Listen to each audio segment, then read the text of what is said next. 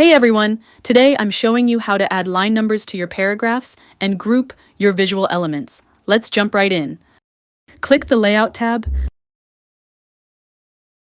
select line numbers, then choose Continuous or restart each page depending on need. Customize via line number options to adjust start, interval, or positioning.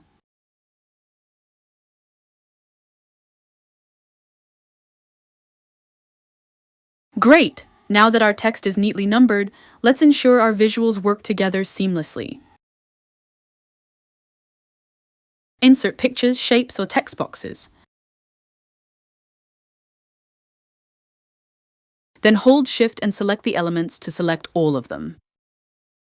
Make sure that you go to Wrap Text and then select Hide, which helps to select the elements. Right-click, then Group and then Group. Optionally, choose Ungroup to revert. Group them to maintain alignment, apply formatting consistently, or just simplify your layout. Ungroup when you need to edit individual items. And that wraps it up. You've learned how to add dynamic line numbers and professionally group your visuals in Word.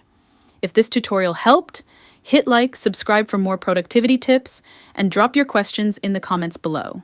See you next time.